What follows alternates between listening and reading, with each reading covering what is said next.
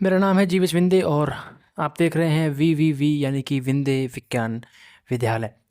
तो इस वीडियो में हम देखेंगे कि स्वर्ण पत्र विद्युतदर्शी क्या है, इसमें स्वर्ण पन्नी ही क्यों उपयोग की गई है, इसमें कांच का जार ही क्यों लगाया गया है, क्या इस पर हम धनावेश की जगह ऋणावेश देंगे, ऋणावेश की जगह अगर धनावेश वाली वस्तुओं को आवेश हम चेक करना चाहें है या नहीं, तो क्या वो चेक कर सकते हैं या नहीं। इन सारे सवालों के जवाब इस वीडियो में दिए जाएंगे। तो जैसा कि नाम से ही पता लग रहा है, स्वर्ण पत्र विद्युतदर्शी। विद्युतदर्शी मतलब विद्युत का जो हमें दर्शन करा दे। इसका मतलब किसी वस्तु पर आवेश है या नहीं। मान लीजिए इस मार्कर है, ये मार्कर पर चार्ज है या नहीं, आवेश है या नहीं, इसका पता अगर हमको लगाना है तो हम जिस उपकरण का उपयोग करेंगे वो उपकरण है स्वर्ण पत्र विद्युतदर्शी। अच्छा, स्वर्ण पत्र विद्युतदर्शी क्यों बोल रहे हैं? क्योंकि सीधी सी बात है, इसमें जो आवेश पता लगाने के लिए जिस धातु का उपयोग किया गया है वो है सोना। तो स्वर्ण पत्र यहाँ से आया है। तो स्वर्ण पत्र विद्युतदर्शी का जो काम है, पहला काम तो है कि आवेश का संसूचन करता है। आवेश का संसूचन करने का मतलब है कि केवल पता लगाता है कि किसी वस्तु पर आवेश है या नहीं। ये नहीं पता लगा सकता कि किसी वस्तु पर कितना आवेश है, कितना आवेश नहीं है, 2 कूलाम आवेश, 3 कूलाम आवेश, ऐसे नहीं बताता। ये बताता है कि हाँ, ये वस्तु चार्ज है या चार्ज नहीं है, आवेशित है या आवेशित नहीं है। दूसरी बात, ये एक चीज़ और पता लगा सकता है कि कोई वस्तु ए है और कोई वस्तु बी है, तो किस पर चार्ज ज़्यादा है और किस पर चार्ज कम है, ये भी ये पता लगा सकता है। यानी कि 2 वस्तुओं पर आवेश की मात्रा की ये तुलना भी कर सकता है। अच्छा, हम समझते हैं कि इसका वर्किंग मैकेनिज्म है कैसा, कि ये काम कैसे कर रहा है। ठीक है, और इन सारे सवालों के जवाब हम इसमें देते चलेंगे। इसमें क्या लगा हुआ है, ऊपर लगी हुई है एक धातु की चक्ति। ठीक है, चक्ति का मतलब एक धातु की प्लेट है। ठीक है, वो धातु की प्लेट से एक तार जुड़ा हुआ है जो नीचे तक आ रहा है इस जार के अंदर, और जार के अंदर 2 सोने की पत्तियां लगी हुई हैं। अच्छा, जब कोई आवेश नहीं होता तो ये सोने की पत्तियां कैसे होती हैं? ये सोने की पत्तियां आपस में ऐसे झुकी हुई होती हैं। सीधी सी बात है, सोने की पत्तियों में वजन है तो ग्रेविटी के कारण नीचे की तरफ झुकी होंगी। हवा में तो ऐसे उड़ी हुई नहीं रहेंगी। हवा में उड़ाने के लिए हमें कोई अलग से फोर्स लगाना पड़ेगा जिससे ये दूर हटे। ठीक है, अब देखते हैं कि ये पता कैसे लगाएगा किसी वस्तु पर आवेश है या नहीं। मान लीजिए कि मैं कोई वस्तु लाया, कोई छड़ लाया जिस पर नेगेटिव चार्ज है। ठीक है, जब मैं नेगेटिव चार्ज वाली वस्तु को धातु की चक्ति के पास लेके आऊँगा तो 2 तरीके से हम चेक कर सकते हैं कि आवेश है या नहीं। या तो आप इसको धातु की चक्ति से दूर ही रखो, नेगेटिव चार्ज कोई। अच्छा, धातु, यहाँ भी धातु है, ये भी धातु, और सोने की पत्ती, तो सोना तो धातु है ही। तो सारे इसमें क्या होगा, इलेक्ट्रॉन और प्रोटॉन फैले हुए होंगे। मान लो यहाँ इलेक्ट्रॉन है, इसके साथ एक प्रोटॉन है, इलेक्ट्रॉन है, प्रोटॉन है, इलेक्ट्रॉन है, प्रोटॉन है, इलेक्ट्रॉन है, प्रोटॉन है। इस पे भी electron, proton, proton, electron, proton, electron, proton. जितने इलेक्ट्रॉन होते हैं उतने ही प्रोटॉन होते हैं। जब आवेश नहीं होता तो जितनी संख्या में इलेक्ट्रॉन उतनी संख्या में ही प्रोटॉन, जितनी प्लस वाली चीज़ें उतनी ही माइनस वाली चीज़ें। जैसे मतलब 4 इलेक्ट्रॉन है तो 4 प्रोटॉन है और 4 ही इलेक्ट्रॉन, तो टोटल चार्ज इनका क्या आ रहा है, 0। मतलब फिलहाल इस पर कोई भी चार्ज है नहीं। ठीक है, ऐसा ही पूरे तार में हो रहा होगा। जितने यहाँ पे इलेक्ट्रॉन होंगे उतनों ही proton, electron, proton, electron, proton, electron, proton, electron, proton, electron और प्रोटॉन। सेम इसमें electron, proton, electron, proton, electron, proton, electron, proton, electron, proton. अपन माइनस वाली चीज़ मतलब जिस पे माइनस आवेश है, माइनस आवेश किस कारण आता है, इलेक्ट्रॉन के कारण आता है। जब ऐसी चीज़ को हम इसके पास लेके आ रहे हैं, पहले तो पास लेके ही आते हैं। पास लेके आएंगे तो हमको पता है कि समान आवेश एक दूसरे को दूर भगाते हैं। ये इलेक्ट्रॉन इन इलेक्ट्रॉन को दूर भगाना चाहेंगे। चूँकि ये धातु है तो धातु में तो इलेक्ट्रॉन गति कर सकते हैं। अच्छा, गति क्यों कर सकते हैं ये भी तुमको पता लग जाएगा। क्योंकि ये धातु में इलेक्ट्रॉन मुक्त होते हैं, एक जगह से दूसरी जगह जाने के लिए फ्री होते हैं। अधातु में ऐसा नहीं होता, कुचालकों में ऐसा नहीं होता। इलेक्ट्रॉन कुचालकों में प्रोटॉन द्वारा बहुत कस के पकड़े हुए होते हैं। यहाँ प्रोटॉन इनको पकड़े हुए नहीं है, इनके साथ ही है, लेकिन ये इलेक्ट्रॉन गति कर सकता है अगर इनको कोई गति कराने वाला हो। तो इसके पास हम एक ऐसी छड़ लेके आए हैं जिस पर ऑलरेडी आवेश है। जब इन इलेक्ट्रॉनों के पास लाएंगे या फिर इस धातु की चक्ति के पास लाएंगे जो कि यहाँ पे है, ठीक है, तो ये इलेक्ट्रॉन क्या करेंगे, क्या करते हैं इलेक्ट्रॉन, समान आवेश को दूर भगाएंगे, असमान आवेश को अपने पास खींचेंगे। तो ये इलेक्ट्रॉन कहाँ भागेंगे, नीचे की तरफ भागेंगे, क्योंकि ऊपर से तो ये आ रहा है। तो इनको भागने का रास्ता नीचे है, तो ये यहाँ से मान लो भाग गए और ये भागते हुए यहाँ से आते हुए यहाँ तक आ गए। कुछ इलेक्ट्रॉन इधर आ गए और कुछ इलेक्ट्रॉन उधर चले गए। अब यहाँ ध्यान से देखो कि यहाँ इलेक्ट्रॉनों की संख्या इस प्लेट पर प्रोटॉनों की संख्या से ज़्यादा हो गई, यहाँ इस पे भी प्रोटॉनों की संख्या कम रहेगी, इलेक्ट्रॉनों की संख्या ज़्यादा हो गई। मतलब कुल मिला के इस वाली प्लेट पर भी कैसा चार्ज आ गया है, negative charge, total negative charge है ना। अगर गिन के भी देंगे तो 1 2 3 4 5 6 7 7 इलेक्ट्रॉन है और 7 ही प्रोटॉन है। मतलब प्लस वाली चीज़ 4 प्रोटॉन है और 7 इलेक्ट्रॉन है, प्लस वाली चीज़ 4 है, माइनस वाली चीज़ 7 है, तो टोटल आवेश -3। मतलब इस पे भी नेगेटिव चार्ज आ गया है और इस पे भी नेगेटिव चार्ज आ गया है। अब जब इस पे और इस पे दोनों पर नेगेटिव चार्ज आ जाएगा तो नेगेटिव नेगेटिव चार्ज तो एक दूसरे को दूर भगाते हैं। तो ये जो धातु, जो अपन ने सोने की पन्नियाँ यहाँ पे लटकी हुई हैं, वो उनमें क्या हो जाएगा, वो सोने की पन्नियाँ दूर भागने लग जाएंगी इलेक्ट्रॉनों के प्रतिकर्षण के कारण, और ये दूर दूर फैल जाएंगी। तो पहली बात तो मैंने ये पता लगा लिया कि किसी वस्तु पर आवेश है या नहीं, तो ये ऐसे पता लगाता है आवेश को। दूसरी बात कि दो वस्तुओं पर आवेश की तुलना कैसे करेगा। मान लो इस पर आवेश कम था तो ये थोड़ी कम फैलेंगी, अगर इस पर आवेश ज़्यादा होगा तो ज़्यादा प्रतिकर्षण होगा, ज़्यादा प्रतिकर्षण होगा तो ये पन्नियाँ और ज़्यादा फैल जाएंगी।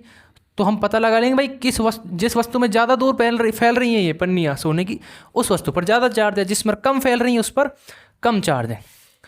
दूसरी बात क्या है, ये सिर्फ नेगेटिव चार्ज को ही बता सकता है, नहीं ये पॉजिटिव चार्ज को बता सकता है। एक बार अगर आप ऐसा चाहो कि मैं तो दूर से नहीं, मैं टच करा के देखूंगा, तो आप टच कराओगे तब भी क्या होगा, जैसे ही टच कराओगे तो इन इलेक्ट्रॉन को धक्का मारेंगे। यहाँ जो पहले इलेक्ट्रॉन थे तो टच करा लो या फिर दूर से रख लो, दोनों में ये सेम ही काम करने वाला है। टच कराओगे तो वो इलेक्ट्रॉन कहाँ आएंगे, यहाँ ज़्यादा इलेक्ट्रॉन, यहाँ कम इलेक्ट्रॉन। अच्छा, इलेक्ट्रॉन क्या है, इलेक्ट्रॉन के बीच हो रहा है प्रतिकर्षण, को तो इनके बीच भी हो रहा होगा। बस ये हवा में नहीं जा सकते, उस पृष्ठ पर रहेंगे, लेकिन इनके बीच तनाव रहेगा, ये दूर भागना चाहेंगे। जहाँ इनको कम इलेक्ट्रॉन दिखेंगे वहीं भाग जाएंगे। लेकिन जैसे ही आप इनको टच कराओगे तो यहाँ इनको दिखेंगे कम इलेक्ट्रॉन, इसको तो इसमें से कुछ इलेक्ट्रॉन कहाँ आ जाएंगे, इसी में आ जाएंगे। वो इलेक्ट्रॉन इन इलेक्ट्रॉन को धक्का मारेंगे, वो इलेक्ट्रॉन इन इलेक्ट्रॉनों को धक्का मारेंगे और वो इनको मारेंगे। ज़्यादा इलेक्ट्रॉन कहाँ पहुँच जाएंगे, यहाँ, कुछ इलेक्ट्रॉन फालतू यहाँ पहुँच जाएंगे, जिसकी वजह से इस पर नेगेटिव और इस पर नेगेटिव, वापस वही रिपल्सन। चाहे टच करा लो चाहे दूर से करा लो, सिनेरियो सेम ही रहने वाला है। दूसरी बात कि अगर मैं यहाँ पे नेगेटिव की जगह लेता पॉजिटिव तो क्या होने वाला था, वापस से ड्रॉ करते हैं। ये वही धातु की चकती और ये वही दोनों सोने की पन्नियाँ, तो यहाँ पे भी उतने ही इलेक्ट्रॉन हैं और उतने ही proton, electron electron electron electron electron, proton proton proton proton proton proton proton proton, plus वाली चीज़ माइनस वाली चीज़, माइनस वाली चीज़ माइनस वाली चीज़, माइनस आवेश माइनस आवेश माइनस आवेश। अच्छा, इसके पास हमको लेके आना है प्लस वाला आवेश, क्योंकि ऋणावेश को तो हम समझ चुके हैं कि ऋणावेश का ये संशोधन कैसे करेगा। उसका उल्टा कर दीजिए भाई, प्लस वाली आवेश वाली चीज़ को आप लेके आओगे तो होने क्या वाला है, प्लस वाली चीज़ को लेके आएंगे तो ये क्या करेगा, नेगेटिव वाली चीज़ों को अपनी तरफ खींचेगा। सही बात है, सही बात है यार। क्या ये प्रोटॉन को दूर भगाएगा, वहाँ पे तो इलेक्ट्रॉन को दूर भगा रहा था, प्रोटॉन को अंदर खींच रहा था, और जब हम इसको टच भी करा दे रहे थे तो इलेक्ट्रॉन गति कर सकता था, लेकिन यहाँ पे प्रोटॉन गति नहीं कर सकता। बच्चे ये ध्यान रखना, ऐसा नहीं कि प्लस वाली चीज़ इस प्रोटॉन को दूर भगा देगी, प्रोटॉन गति ही नहीं कर सकता, क्योंकि प्रोटॉन इलेक्ट्रॉन से 1850 गुना भारी है, और जो प्रोटॉन है वो नाभिक के सबसे अंदर है। ठीक है, ये इलेक्ट्रॉन जो है ना, वो इलेक्ट्रॉन ऐसे हैं, ये नाभिक हुआ, पहली कक्षा दूसरी कक्षा, इनमें भी इलेक्ट्रॉन ही है। ये वाले इलेक्ट्रॉन है जो इस नाभिक और नाभिक के आसपास के इलेक्ट्रॉन की पकड़ से बाहर है। ठीक है, तो ये प्रोटॉन गति नहीं कर सकता, ये बहुत भारी है और सबसे अंदर है, और ये जकड़ा हुआ है, इलेक्ट्रॉन फ्री है, वो दूर भाग सकता है, प्रोटॉन नहीं भाग सकता। ठीक है, प्रोटॉन में खुद का तो वजन है ही है, साथ में कुछ इलेक्ट्रॉन है उनका वजन भी है। फिर सर आप कहोगे कि नहीं नहीं सर, अगर इलेक्ट्रॉन बाहर है प्रोटॉन अंदर है तो प्रोटॉन के साथ ये भी तो इलेक्ट्रॉन है। अरे बच्चा, ऐसे होता है जैसे सोडियम है 11वें नंबर पे आता है, इस पे प्लस कैसे आया होगा, इसमें 11 ही इलेक्ट्रॉन होंगे और 11 ही प्रोटॉन होंगे, तब तक तो न्यूट्रल होगा। सही बात है। इसने क्या किया, अपना एक इलेक्ट्रॉन बाहर निकाल दिया तो 10 इलेक्ट्रॉन रह गए, एक इलेक्ट्रॉन यहाँ आ गया, इसमें 10 इलेक्ट्रॉन है, 1 2 3 4 5 6 7 8 9 10, तो 10 इलेक्ट्रॉन 11 प्रोटॉन, टोटल चार्ज +1। +1 मतलब प्रोटॉन समझ लेते हैं, तो इस पूरे पे +1 है और ये अकेला इलेक्ट्रॉन है, तो इतने सारे इलेक्ट्रॉन और एक प्रोटॉन को मिला के जो चार्ज बन रहा है वो +1 है, तो ये नहीं भाग सकता। भाग कौन सकता है? इलेक्ट्रॉन। अच्छा फिर सर ये प्लस वाली चीज़ आवेश कैसे बताएगी? समस्या है, समझो। प्लस वाली चीज़ क्या कर सकती है? प्रोटॉन को तो नहीं भगाएगी लेकिन इलेक्ट्रॉन को तो अपनी तरफ खींच सकती है। इलेक्ट्रॉन को अपनी तरफ खींचेगी तो यहाँ से कुछ इलेक्ट्रॉन खींच के कहाँ चले जाएंगे? ऊपर मान लो 3 यहाँ से चले गए और 3 यहाँ से चले गए, तो यहाँ 2 इलेक्ट्रॉन, यहाँ 2 इलेक्ट्रॉन बचे। इसकी वजह से यहाँ क्या हुआ? पहले तो टोटल चार्ज 0 था, इस पे भी जिसके पत्तियाँ पास पास थी, लेकिन जैसे ही ये इलेक्ट्रॉन इधर आएंगे तो देखो 4 positive charge, 4 positive charge, 4 plus वाली चीज़ें, माइनस वाली चीज़ें 2, टोटल चार्ज +2। इस पर +2 चार्ज आ गया, इस पर भी +2 चार्ज आ गया, मतलब ये दोनों चार्ज आ गए, चार्ज हो गए। इस पर धनावेश, इस पर भी धनावेश, दोनों पर समान आवेश आएगा तो दोनों पत्तियाँ क्या हो जाएंगी? फैल जाएंगी बच्चा, ठीक है। तो धनावेश वाला भी समझ गए होंगे। ध्यान रखना, धनावेश में प्रोटॉन को दूर नहीं भगाता बल्कि वो इलेक्ट्रॉनों को अपनी ओर खींच ले जाता है। इसकी वजह से यहाँ पे प्रोटॉन की संख्या बढ़ जाती है और आवेश आ जाता है। तीसरी बात, अपन ने ये कांच का जार क्यों लिया?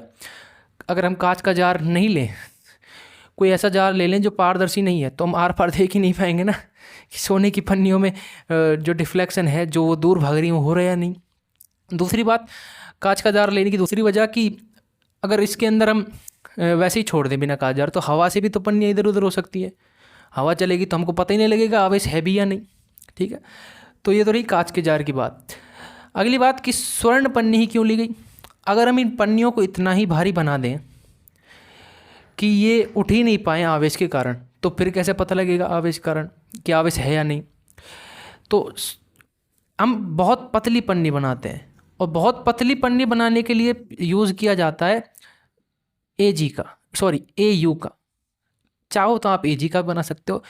AU जिसको हम सोना बोलते हैं, उसकी एक खासियत हो सकती है कि आप इसको पीट पीट कर बहुत पतला बना सकते हैं।